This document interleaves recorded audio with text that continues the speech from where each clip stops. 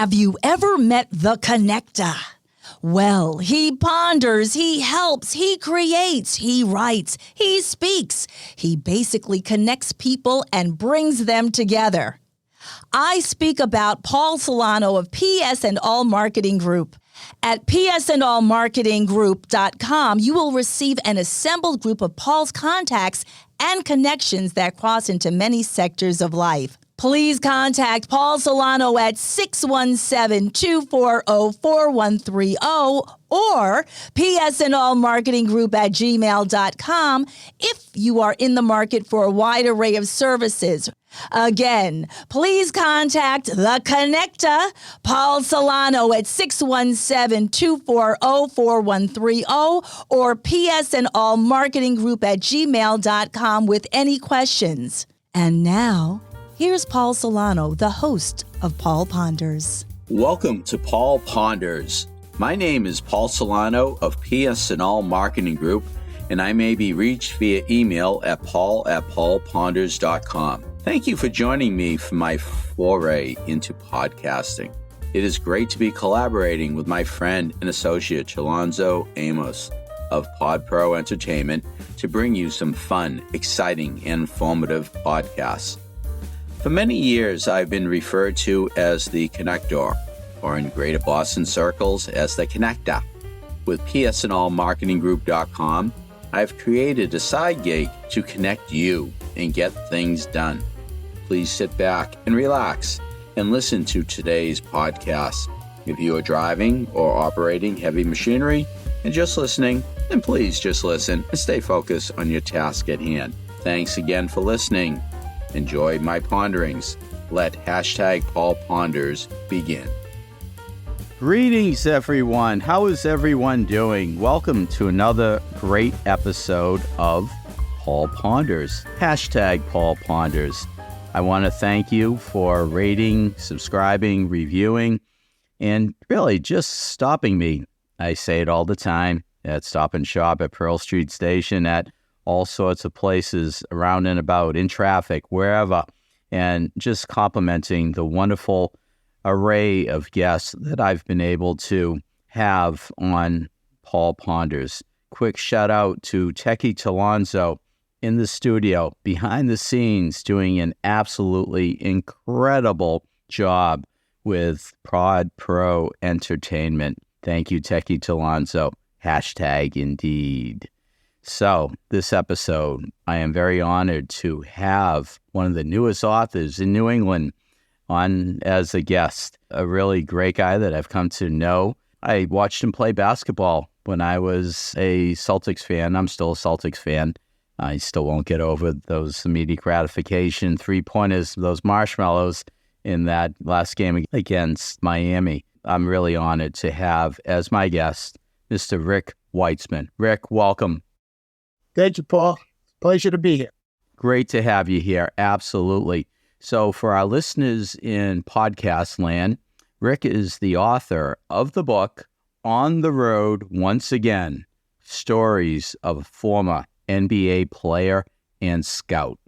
So, Rick, why don't we start off where you grew up? You're a local boy, I guess, right? Yes, local all the way. I grew up in Brookline, went to Brookline High School, stayed local for college. I played at Northeastern. I've been here ever since. I've never lived in another state.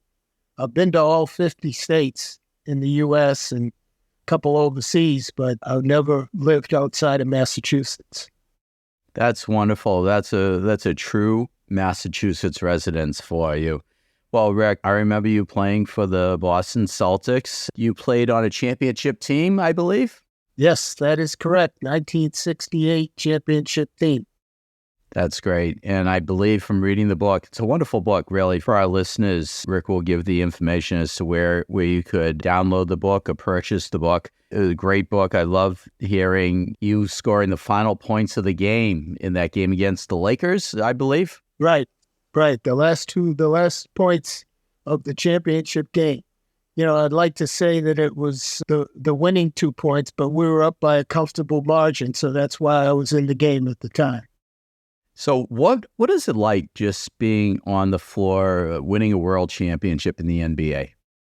Well, growing up in Brookline, I was automatically a Celtics fan. I was one of those kids who went to sleep at night with a transistor radio under my pillow, listening to the sweet sounds of Johnny Most. Once I got passionate about the sport of basketball, it was a goal to play college ball. It was a dream, not a goal, a dream to play for the Celtics. Fortunately, I was able to experience that. It was an unbelievable experience. Now, when you played, I believe there were only 12 teams. I remember reading in the book. Yes, 12 teams, so a total of 144 players, 12 guys on a team. That's really something. And before expansion. There were 2 expansion teams my rookie year. Oh, okay. Seattle and Chicago. I see. And the ABA was present, I believe, Yes. right? Yeah, I also got drafted by the Oakland Oaks of the ABA, Rick Barry's team, the team he played for in the ABA. Now, did they eventually become Golden State in later years? Is that what happened? No. Golden State was there in the NBA. The Oakland Oaks were an ABA team that disbanded once the merger occurred in, I think, 75 or something like that. I see. And I remember reading in the book that you were also drafted by an Eastern basketball league team. Well, back then, there was only one minor league, and that was the Eastern League, which was a great league, by the way. I wasn't drafted by them, but when I was done with the Celtics, I played a season for the New Haven Elms in the Eastern League. That was quite interesting as well. Oh, I bet it was.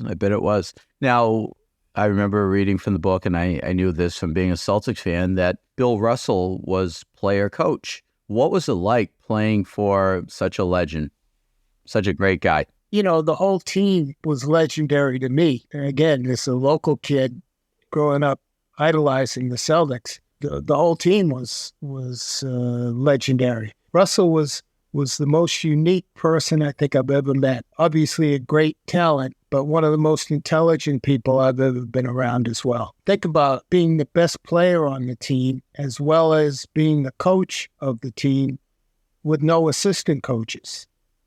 I mean, today there are 7, 8, 9 assistant coaches. I still don't know what they all do. Russell had to handle it all by himself. He won 2 championships as a player coach in 3 years. I loved your bit about the championship ring on how it never really changed from like 1956 to 1968 or something. And then 69, the NBA got involved in the making of the ring. You want to tell us about that? In the beginning, when a team won an NBA championship, the team had to pay for the rings. The Celtics back then didn't have a whole lot of money. What Red Auerbach did was he hired his brother, Zhang, an artist, and had him design a championship ring. And that was given out to the first team that won the championship, the first Celtics team. And after that, when the Celtics won another championship, the only people who got new rings were the first-time champions with the Celtics. The guys who had won it before didn't get another ring. They just had their original ring. And that lasted until the 69 season when the NBA took over the rings and paid for the rings, and everybody got a ring every year. Very interesting. I always remember seeing the photo of Bill Russell with all the rings on the fingers. Right. He owns 2 rings, his first and the last, which was paid for by the league in 69. That picture, the front office people from the Celtics who had been given championship rings temporarily donated their rings so Russell could pose for that picture with all the rings. Fascinating. So tell me about Red Auerbach. What was it like dealing with Red Auerbach? It was very, very interesting. He was crude to everybody, but he had a heart of gold toward his players. Just as an example, I got a call in from Red's secretary beginning my second year. And she said, Red wants to see you to sign your contract. So I went in to see Red. He sat me down. He handed me a piece of paper. He said, here's your contract. So I started to read it. Most people would do. And he looked at me and he said, what are you doing? I said, Red, I'm reading the contract. And he said, not on my time, you're not. Sign it and read it on your own time. So I did. Wow. I love it. I love it. That's a great story.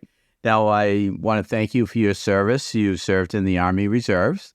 So I want to thank you for your service. But it's interesting how you came to become part of the Army Reserves. Well, first of all, Northeastern is a 5-year school with the co-op plan, which is an outstanding plan. So what we as students did was we'd go to school for a semester, and then we'd go to work for a semester. That the co-op department would find us a job in our field of interest. So that took 5 years. I finished my 4th year and was eligible to be drafted by the NBA. And I was. Once veterans camp started in the fall, I was supposed to go back to school, which I obviously couldn't do. And I didn't want to drop out of school because the Vietnam War was raging, and I didn't want to get drafted by Uncle Sam. So I set up with the co-op department that my co-op job for that semester would be playing for the Boston Celtics.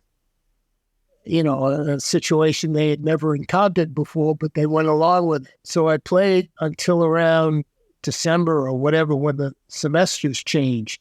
And then I had to go back to school. So I went to see Red, and he said, go see a guy at Kennedy's men's store in Boston. I looked at him, I said, Red, I don't need any more clothes. He said, just go see the guy. So I did, and the gentleman and I had a nice conversation, and he said, tomorrow, go see Sergeant so-and-so at the Boston Army base. And I did that, and that was my induction into the Army Reserves. So I was able to, at that point, drop out of school and not have to face, the Vietnam War issue. And I could continue playing for the Celtics. Wow. Well, thank you again for your service. Really, truly appreciate it. I know after your basketball career, you went into, and maybe simultaneously, you were in fact doing some basketball camps, but you did a lot of coaching and mentoring of players. Yeah, after I was through with professional basketball, I accepted a job as a teacher and head basketball coach at Peabody High School. I taught for 13 years, coached for 10, and loved every second of it. But the time came when my daughters kept saying, Daddy, we need this and we need that. And there just wasn't a whole lot of money in teaching and coaching. So I had to leave teaching and get a real job. But I loved every second of it. And the coaching part was my salvation, really. I mean, I loved teaching kids how to play, and I've maintained a great relationship with my former players. I mentioned in the book, one of my former players is now my electrician. One's my plumber. One is my contractor. It's been a great relationship. Well, I have some friends who are from Peabody. We'll talk offline about who thinks you're a Mr. Hall and Opus. And you had a great impact in their lives and all. So I applaud you on that. So thank you for that. Thank you for your years as an educator. So then we have to, and we'll get into the thrust of the book. And again, if you're just tuning in, the name of the book is On the Road Once Again, Stories of a Former NBA Player and Scout. So we've covered the player aspect, but scouting. What do you look for in that future NBA walk-on-water player who's going to beat LeBron James and beat Larry Bird and everything?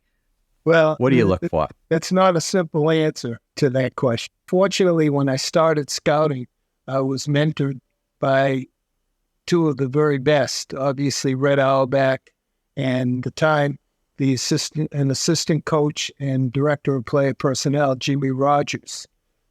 And they essentially taught me how to scout. My first few years, I was like the little guy in the corner. I listened, but I didn't talk a whole lot in meetings, just trying to absorb as much as I could. But over the years, developed sort of a philosophy on scouting. The first thing you look for in a player, college or even high school, is talent. Obviously, he's got to have the talent, but I looked for more than just the talent. I looked for a lot of the intangibles. I would always watch a player when the coach took him out of the game. I wanted to see how he reacted to that, if he cheered for his teammates when he was on the bench, or if he just sat at the end of the bench and waited for his turn to come back in the game. Also watched for how he interacted with his teammates. I mean, there are a lot of issues in, when you're looking at different position players, you're looking for different things. For instance, when I looked at a big guy, the first thing I looked for was his footwork. If he didn't have quick feet, he wasn't going to make it in the NBA. Then I looked for his hands to see if he had good hands. And then I looked to see if he could score inside or what kind of defensive presence he was.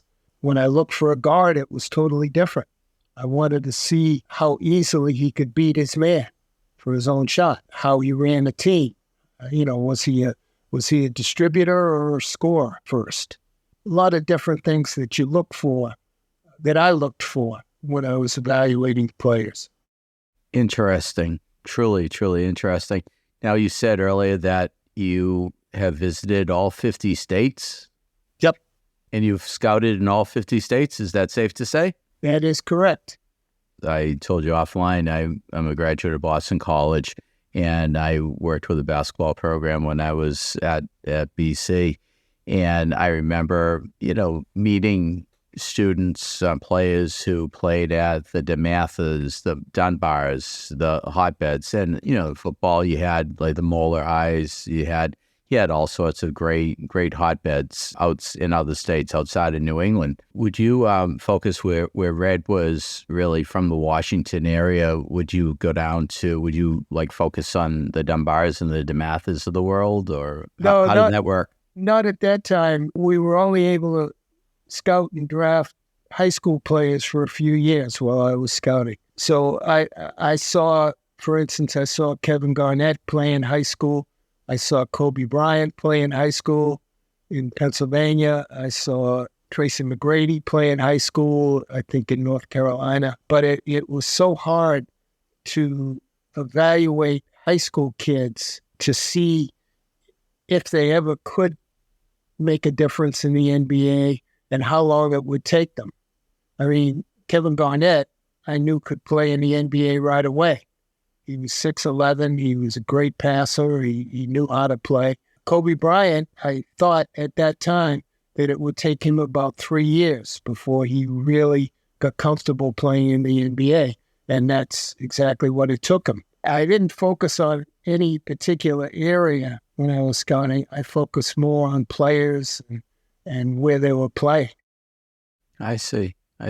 So when I think back to the genius move of drafting Larry Bird as a junior, where he had that eligibility, that's a huge heads up that really put us on the map, obviously, again, and for many seasons and all. But drafting Larry Bird as a junior out of Indiana State was really a great move by Red to do that. Absolutely.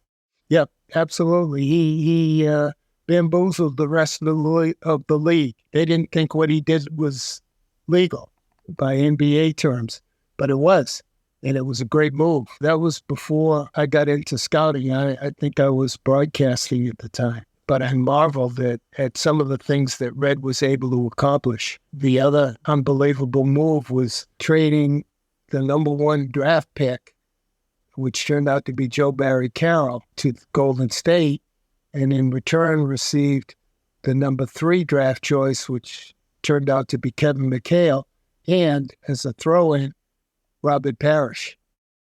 Wow. hence the big three.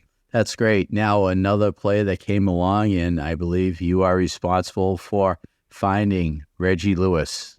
Well, Reggie played at my alma mater at Northeastern, so it was an easy get-to for me to see him play, and I saw him for sure more than any other scout in the NBA did his senior year. I got to know Reggie, loved him as a person, thought the world of him as a player, had no doubt in my mind that he would be a terrific NBA player. So when the draft came up and we started talking about players, the head scout for the Celtics at the time wanted to draft one of two other players. I mean, we had the 23rd pick in the draft that year. He wanted to draft two other players. And again, I was in that quiet kind of mode, but I couldn't see that. So before everybody went downstairs to the draft, I stood up and gave it my best shot, talking about Reggie and how we should draft Reggie. And I obviously convinced Red as he drafted him. And then the funny thing is when Red met with the media and they asked him how it all came about, Red said something like, I don't know why we pay these scouts all this money to travel all around the country, and when we wind up drafting someone right down the street. And he turned around and looked at me. If Reggie had bombed out, that probably would have been my last time scouting, but fortunately he didn't. Without a doubt, absolutely. I have to ask you, I don't remember it being covered in the book, but how many frequent flyer miles have you accumulated in your career?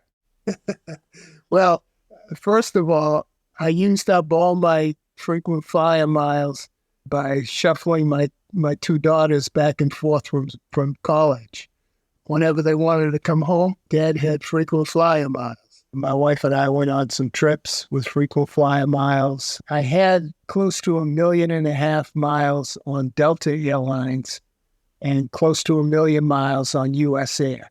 Those were the two airlines that I traveled on most often. Wow. And you had some international travel, not too much though, right? Oh, not too much. I preferred to stay as close to home as I could. As I got along in scouting, we had an international scout that was supposed to handle all that. But I did do some scouting in Italy. That was pretty much it as far as international. Believe me, I was busy enough traversing the country scouting. I mean, I figured it out one year. I was on the road during the basketball season approximately 21 days out of every month. That didn't leave much time to take a European vacation to see players. Well, as we start to wind down, I want our listeners to hear the story on how you got your uniform number with the Boston Celtics. If you want to let our listeners know. Great story.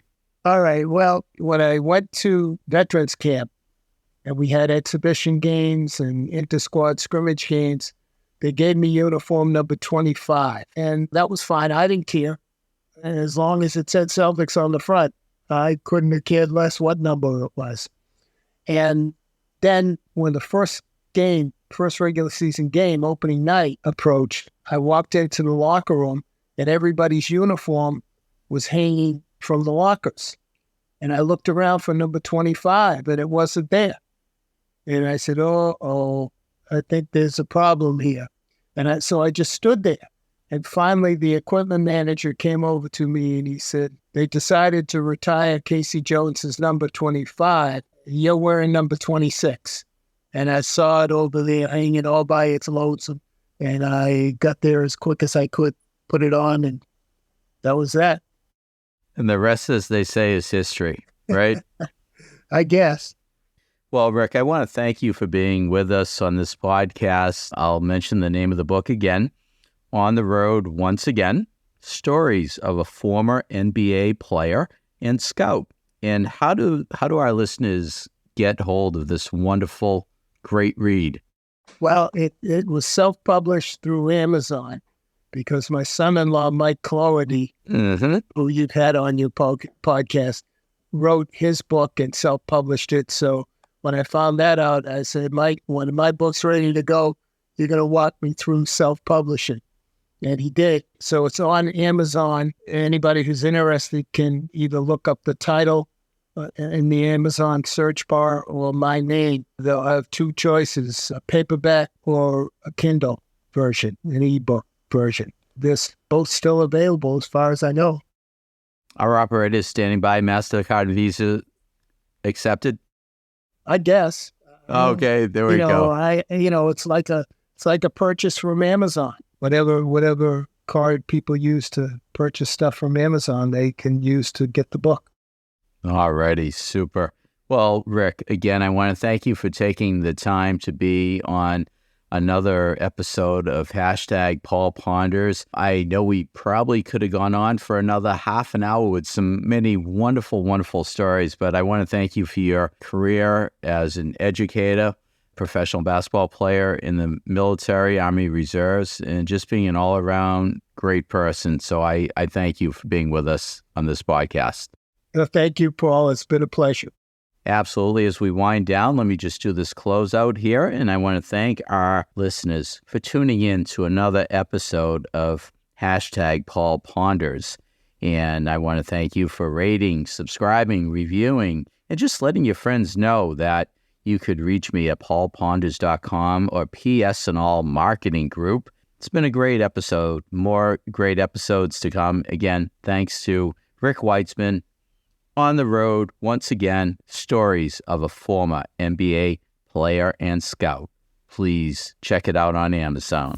Hashtag Indeed.